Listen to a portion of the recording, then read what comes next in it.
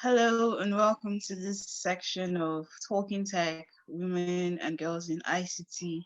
My name is Ihetu Chimdinma and I'm delighted to be having a discussion about tech and tech career with Miss Maria Daniela Angione.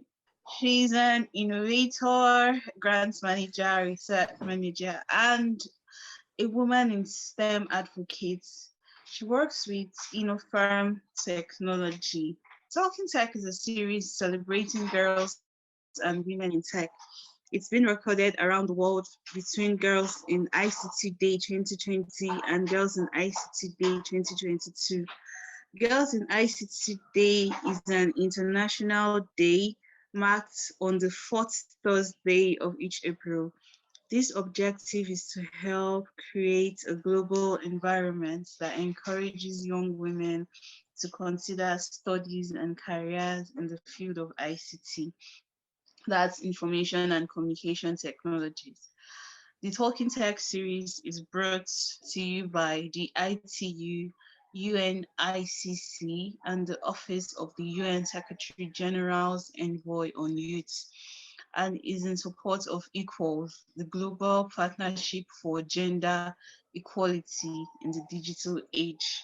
Hi, Daniela. Thank you for joining me today. So, to kick off things, would you mind introducing yourself a bit to our audience and talking about what your current job is all about?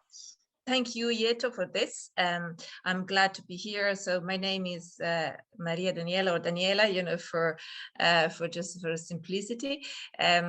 So I am research and grants officer in Innopharma technology, as you mentioned, which means that I am responsible for all the research, kind of structuring a bit the research activities, especially the strategy in terms of strategy, but also responsible for whatever concerns writing grants application for new proposal submitted at a European level, at a global level, at a national level, which means building consortium, really writing the proposal and all the submission, but also managing all the projects and the research projects that are funded by the different schemes. So that's currently what I'm doing, but I've spent many years in academia before this, so I have a very academic background that allows me to do that as well. Okay, well, that's a lot. So that's like, especially for PhD, taking grants for PhDs. Yeah, it's basically getting grants. It could be, there's so many schemes available out there. There's some projects are at a smaller scale, and some others are just a bigger scales. But yeah, all the funding would be eventually to support PhD students or postdoctoral or research assistant that would develop then research activities within the framework of the project, and that's basically what it is about. Yes. So developing, trying to develop innovations, new ideas together with other partners across Europe. But we've done actually recently, we have submitted also a proposal for connecting with the, building and connecting with the African continent. So it's not just Europe, it's really is a global effort that we are trying to deliver and achieve. Okay, all right, that's great. Okay, so we'll be moving into the tech aspect of our interview. When and how did you get into tech? Yeah, I think I got first into science and then into tech, in the sense that when I was really young, I was, I think, probably, I don't know, 10, 11 years old. So really years ago now. I just was so curious about all understanding, the phenomena that are happening around me in a daily, on a daily basis. So what was happening, well, my family was encouraging me. So I was reading, I know it sounds a bit, out of place, but I was reading the Scientific American, when I was 11. And even if I wasn't understanding much of it, but the only fact that I could read, only one paragraph and trying to understand some aspect, some correlation, even just intuitively, because I had no background back then. But that I was just attracted. So that's how it started. And then in school, of course, chemistry, biology, those were my main passion. Although I had a kind of a natural disposition on writing. So I was actually very good in writing, and only in subjects like philosophy and history. I was very good naturally, predisposed to that. But my curiosity was just driving me towards scientific subjects. But that's okay, because I think what happened now, for example, now in my current job, I get to use my kind of natural, natural kind of skills, let's say, in writing, coupled with the tech background that I got. So I get to do both, right? So this is why I'm trying to say that don't. I'd say the message is, don't be afraid, even if you are naturally, maybe it comes to you easier to do some stuff. But if you are attracted and if you have the curiosity, just pursue, whatever brings you. But anyway, so I really was passionate about chemistry, biology. I studied even on my own. My teachers were okay, but it really was my drive, rather than anything. And then in college, I had a fantastic mentor, that she kind of drove me more towards tech, because it was a subject that was across disciplines, so between physics, chemistry, and maybe a bit of engineering, electronic engineering. So I started being really fascinated by electronic devices, mainly developed for diagnostics purposes. So my PhD was all on sensors for example, for detecting and understanding, actually underpinning the mechanism of that anesthesia molecules work when they are injected into our body, when we are exposed to that. So that's when it started really my journey in tech. And that's actually, I'd say, the main responsibility is because I was really fascinated by the subject, but also my mentor. So one of the professor who was teaching, lecturer who was teaching one of the subjects, just had this delivers not only the knowledge but also the passion, right? So when I saw what how fascinating would be, then I got completely in love with that, and then my journey started in tech. Wow. Okay. That was quite a part on your journey. What about you, Ihetu? When did you actually had when it's the first hint that you would start a career in tech? When did it happen? Wow. Okay. Initially growing up, I always wanted to be a doctor. Yes, like I loved everything medicine. I loved taking care of people.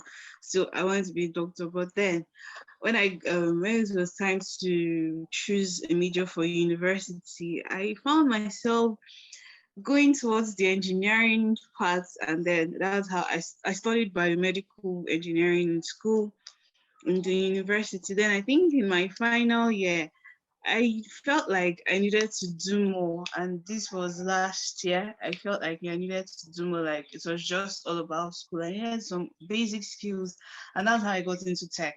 Yes, yeah, that's how I found myself in tech. Like there's this program in my school called it's something for women in tech. So and that I just went there one day and then I fell in love with the whole tech thing, and yes, Yeah. that's how I started. Yes. All right. So so what's your job description in tech? So what we do specifically now in Innopharma is well, there's two sides of the research and of the technology development in the company. One side is developing digital tools for the digital transformation, which means basically trying to develop a platform for automation of specific process that are applied for the pharma industry or med tech or agri-food.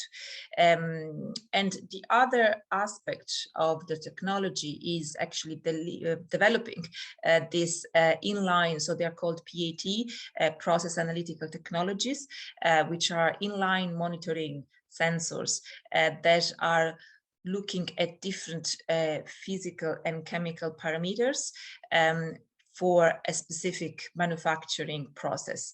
And again, at the moment is focused on the, for example, manufacturing of API for the pharma industry, but also we look at PATs for monitoring coating, for example, of particles, again, for pharma or med tech or agri-food. Actually, those are the main industries. So there is, there's hardware developed in terms of technologies, in terms of really, building, for example, optical sensor or infrared sensors. They will be coupled to a specific equipment in pharma to monitor that. And then we also developed the digital interface.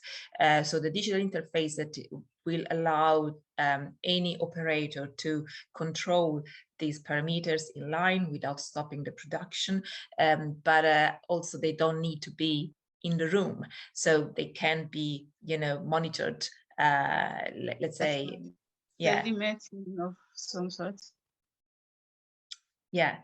So that's the, but there's also another aspect of the company that we are doing that probably has less to do with tech, but so not only we developed the technologies, but also what we try to do is develop modules and trainings for people that, for example, are already, they have a job in a company, right?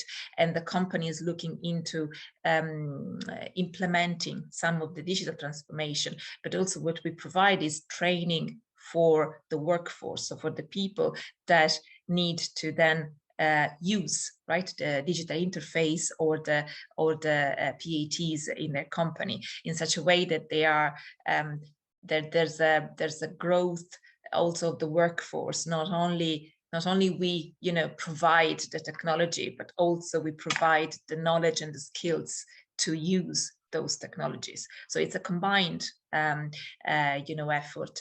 And in terms of the training and in terms of the skills, recently they have been accredited. So they are actually, so at the end you get a certificate, you get, they're accredited within the by the QQI, so they are within the European framework of accreditation, which is something that I suppose talks not only to the people that they already have a job, right, and they just want to upskill within the job that they already have in a company, but also to people that they are not employed and they would like to get into this a new field, like for example digital transformation, and they don't have the skills, so we provide certificate for those people.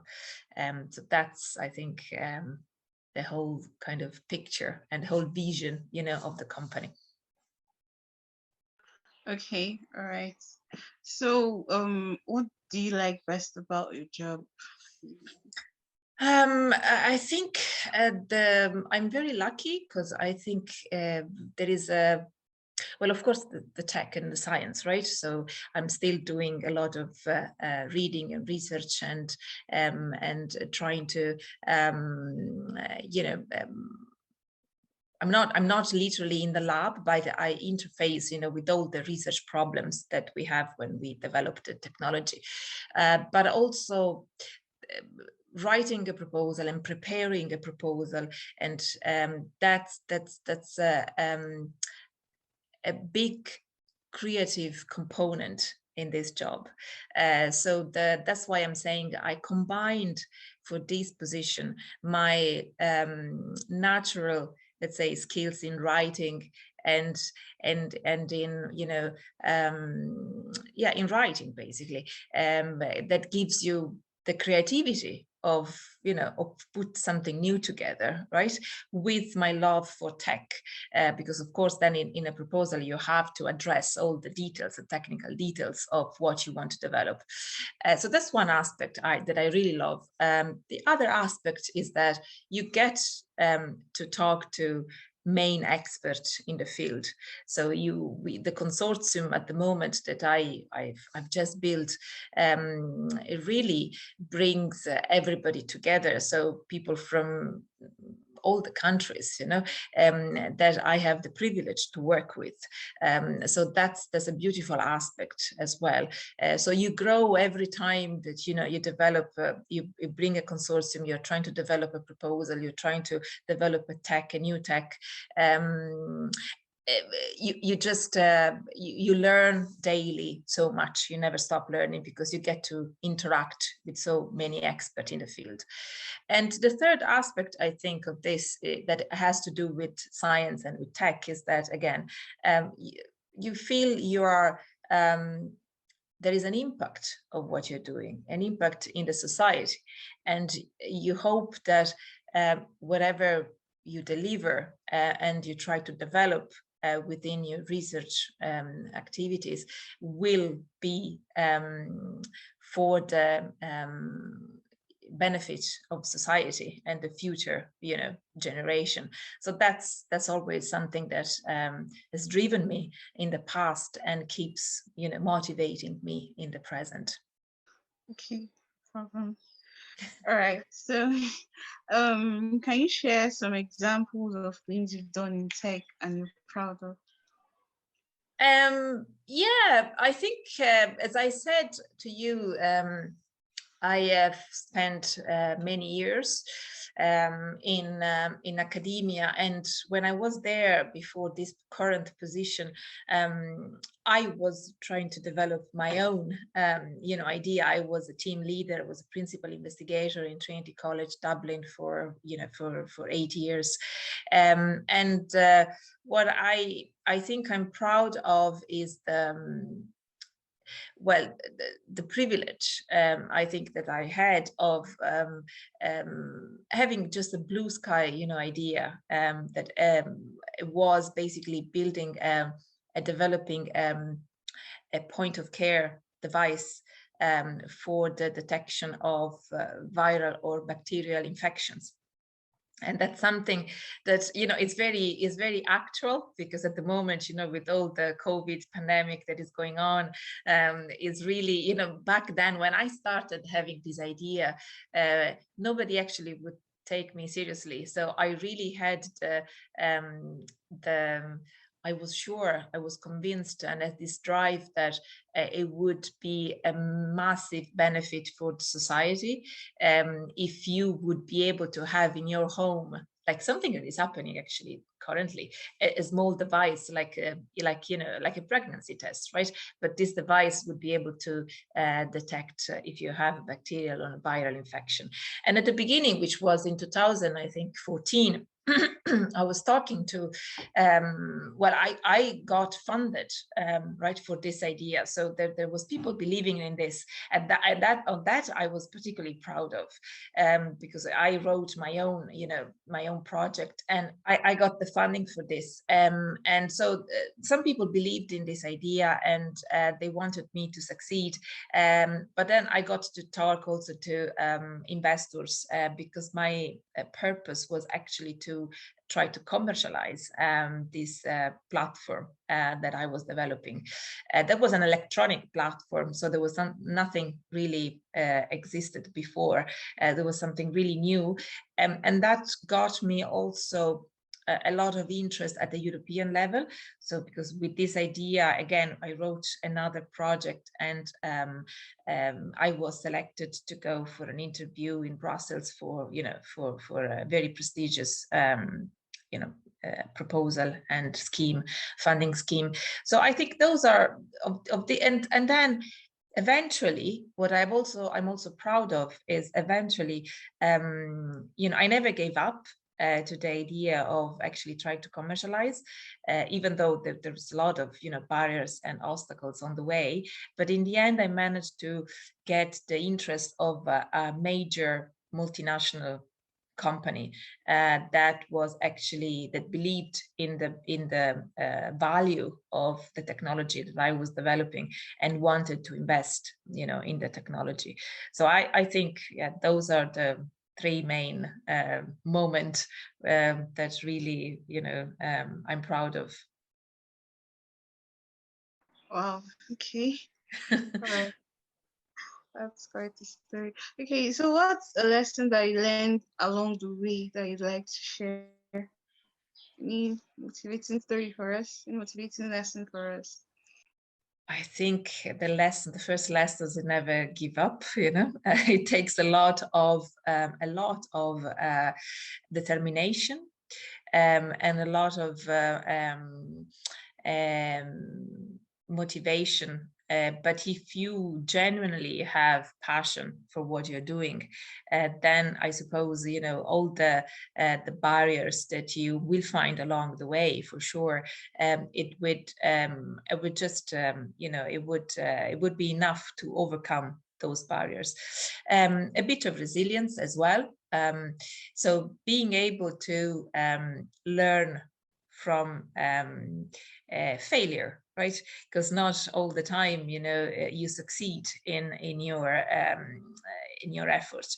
But if you start to analyze and take even the failure, so the time where you haven't received, a positive answer to whatever you were trying to achieve, then that's really the secret. So is what you do with the failure that will really bring you to the next level. That that really helped me a lot, because nobody ever talks about, I think, the many times where you receive a no, or you receive, a negative answer.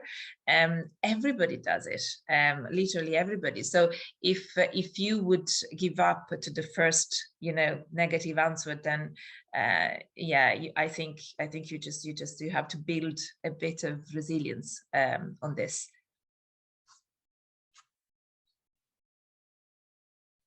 Okay, thank you very much. So, along your journey, did you face any challenges? And if yes, how did you overcome these challenges?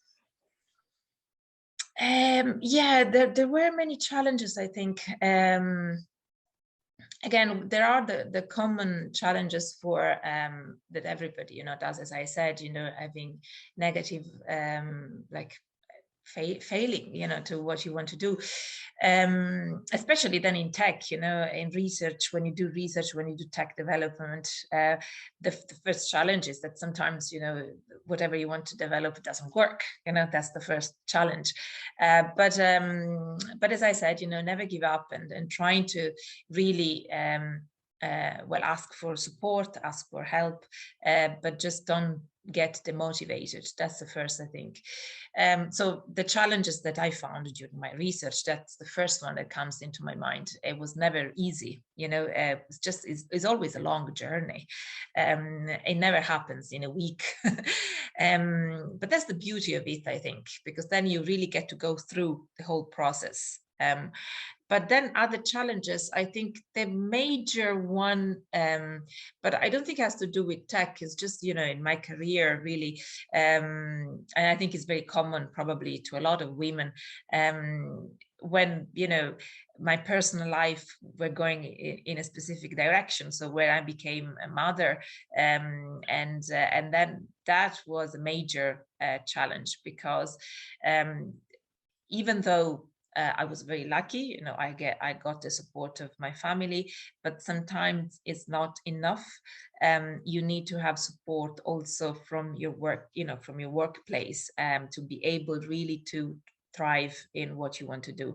Because again, the reason why I'm still in this career path and I am in tech is because I love it. So it's not a second choice, is what I really love to do. And I'm very lucky because I can do what I love to do. But sometimes really in some moment of our life, there should be some sort of support even in the workplace for this. I think there's a lot of things happening in this respect for women.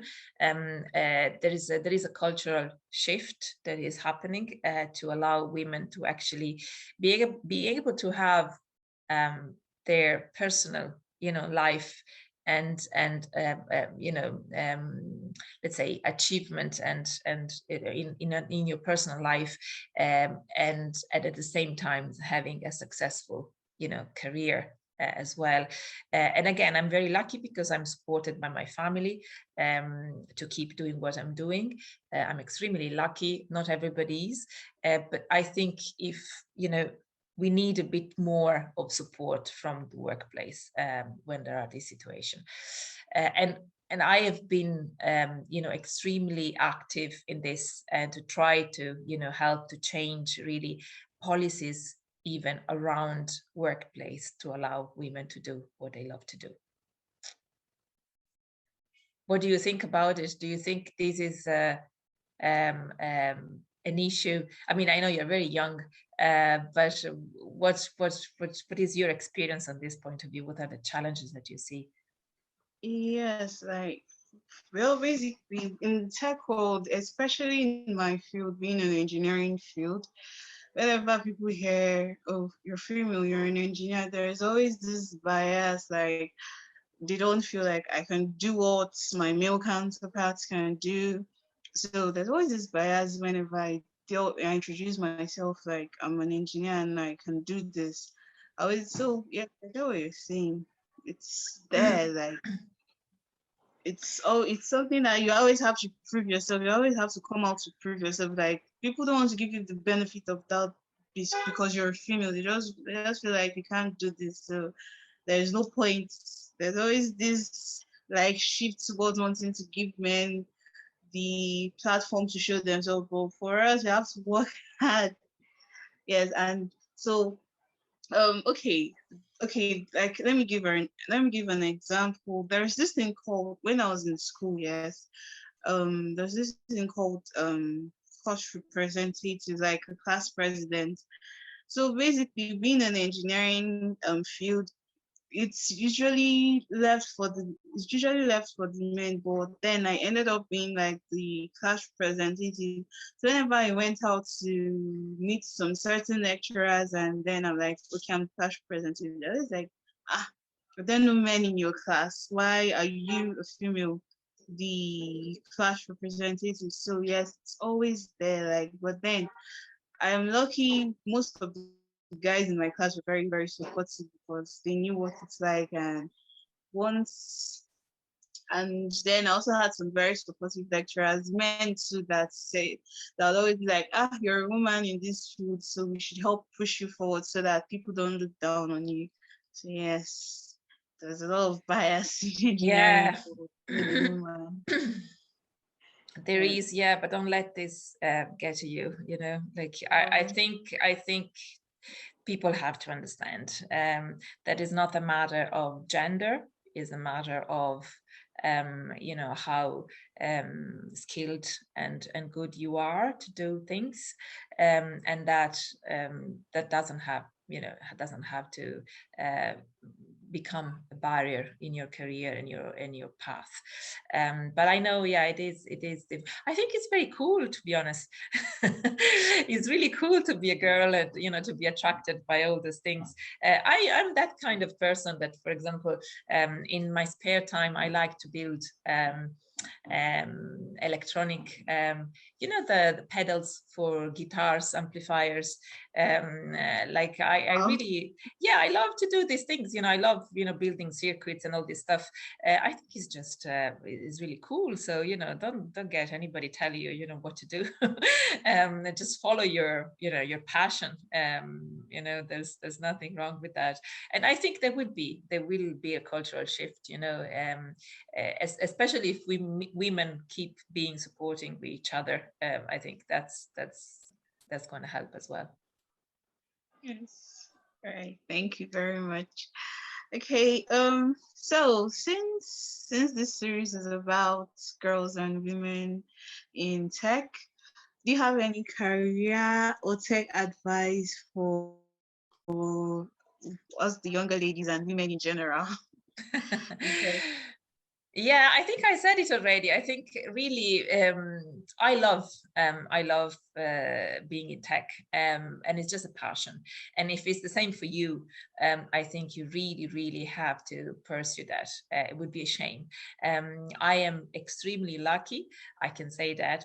I can see, you know, for example, with my husband, he has a job, but it's not the same. I mean, I love what I do, and I'm lucky that you know, I do a job that I love, and most of the time, then it doesn't feel like it's my job, you know, it feels like it's my passion. So I'd say if that's the same for you, I think it gives a lot of satisfaction. It really, but it really it stems from what is the motivation that is bringing you towards tech. I mean, most of the time it's because, you know, it's so hard for women sometimes, that when they decide to embark in this path, in this career path, it's because they usually love to do that. And so I'd say follow your passion, follow your dream, develop a bit of, you know, develop your determination and your, you know, resilience. That's for sure. But it gives a lot, for me, it gives a lot of satisfaction and a lot of reward, you know, to be in this field. Again, you know, being able to concretely see in your hands, right, the impact that the tech you're developing is having on society. I think that's one of the best aspects of this. Yeah, I think that's really rewarding for me. It's just leaving something, you know, to this world, right? That is going to stay. So when you develop an innovation, when you develop something new, new technology, I think really gives the kind of an idea of at least for me, you know, why I love doing this. And then the applications are so many. That's another aspect. You can really, it's so broad, the application field of technology or tech, that you can go from, for example, as you were saying, you know, medical devices, that I was doing, you know, diagnostics or medical devices, to just pure you know, digital software development, or business analytics, or all this stuff. So it really covers a lot of fields, which is another beautiful aspect of tech. You can cross so many fields with technology, that it's absolutely fascinating for me. Well, I heard how did you get into technology? But what is that you most like about it? Okay. from the angle of biomedical engineering, I like the fact that we're able to use equipment to help people. Since I didn't turn out to be a doctor, I can still use equipment to help people.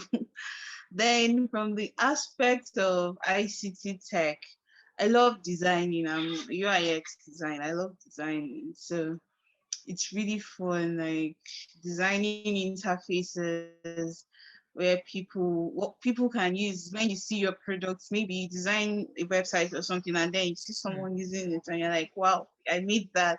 So yes, that's actually what I love about tech. Yeah. Yes. Yeah, exactly. And so that's basically what else that you can tell me that you're proud of? I think that's design. Web design is one of those. What else do you Yeah. think? Okay, I came out top in my class. I graduated as best graduating student.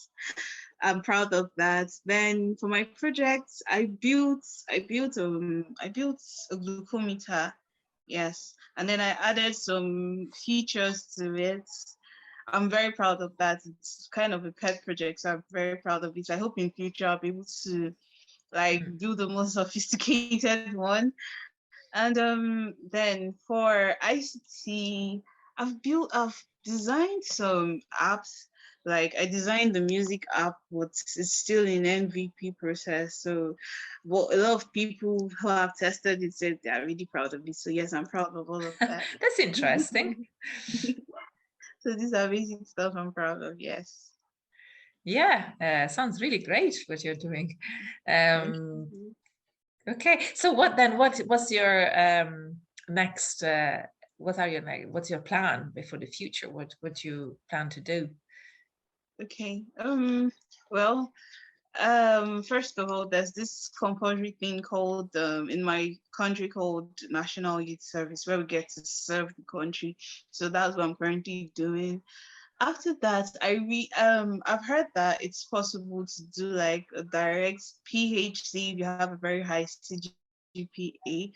So I'm actually looking at that if possible. If not, I'll just go to do my master's in biomedical engineering. Yes.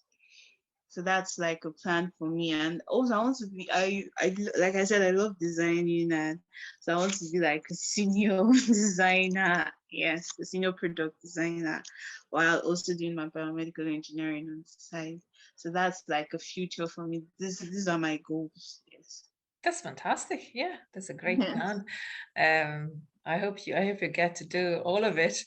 It's really great. Thank you. So what do you think would you tell to other, younger women that are in tech, or maybe just anybody, like organization, or from your point of view, companies or academic organization, what would you like to share? What is that you I don't know. Do you have Yes. any thought? Yeah, Okay, like you said, to never give up, no matter what anyone says, no matter how bad things, to never give up. Like once you give up, you've decided to start failing, and giving up is like you're accepting failure. So even if you fail, you shouldn't even beat yourself. Just like you literally said everything. You learn from your failures, and then you get yourself back up. Like Thomas Edison, he failed so many times and still he got us the light bulb. So we should never fail. Just build on your failures and see them as a part to your success. Don't beat yourself over your failures. Keep building yourself. You should never stop building yourself, no matter what people say. Even as a woman, and they're like, no, you can't do this. Tell yourself you can do it. If my male counterpart can do it, why can't I do it? So that's it. So don't ever give up. That's that's a all I great have. message. Yeah, that's a great message, and I think it's great to hear it at any stage of your career, because there are so many difficulties that yes, exactly. It's fantastic. Yes. Okay. All right. So all right.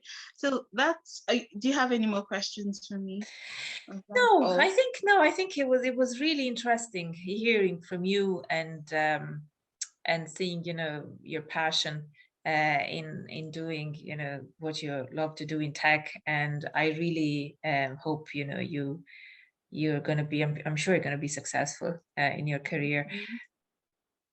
Thank you. All right. Okay. So that wraps up our section today for Talking Tech, Women and Girls in ICT. Thank you so much to Daniela. I really enjoyed our chat. Thank you. And thanks to our viewers for watching. Thank you. Bye. Bye.